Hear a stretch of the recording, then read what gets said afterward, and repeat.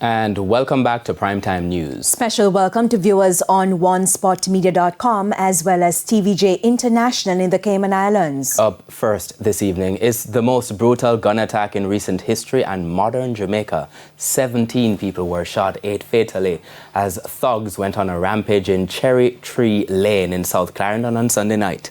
The state has labelled the incident as a terror attack, and on Monday, tears flowed freely as grieving relatives and friends struggled to cope with the mass shooting. Now, Dwayne Anderson was in the community and now reports. Pieces of fried chicken and half bottles of beer scattered about, signs that these residents had their meals cut short. But even worse, 8 of them had their lives cut short. All of them killed by gunmen who stormed the Cherry Tree Lane community with rifles and other weapons and fired bullets at everyone they saw, men, women and children. Some guys just start blazing gunshot, and the guy that shot my daughter said, "I kill you, kill half all of them." That was Debbie Ann Hamilton Francis. Her loss is immeasurable.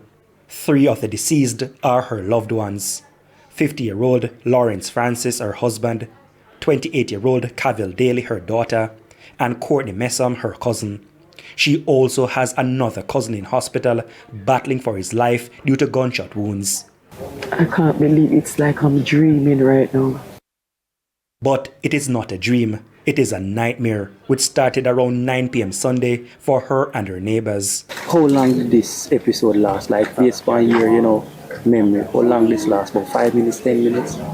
About 10 minutes or 15 minutes, something like that. There was a lot of gunshots? Yes, a lot. She's been weeping ever since the attack. She cried for hours at the hospital on Sunday evening and again Monday as the reality sunk in.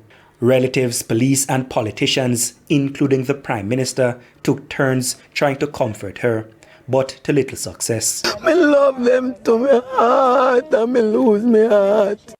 Also consumed by grief is Miss Simone Carty, the mother of 33-year-old Jermaine Booth. He was among the first 2 individuals shot as the gunmen began their deadly rampage a stone's throw away from where the larger crowd gathered for the birthday party. And as me hear the news, the pain come right in my back. I not even can cry yet. And so on. I'm a nice son. And just my nice son. And time I not have nothing, him help me out. He do mechanic.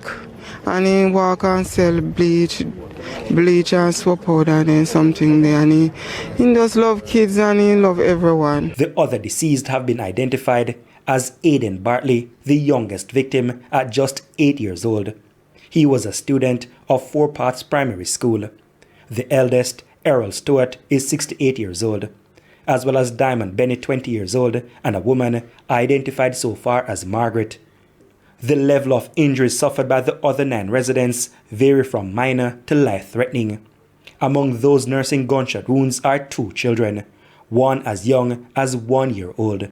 The police and political directorate have promised the families of the victims that the triggermen in this incident will be caught.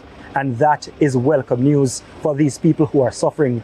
They say for this attack on these innocent people, the least they deserve is justice.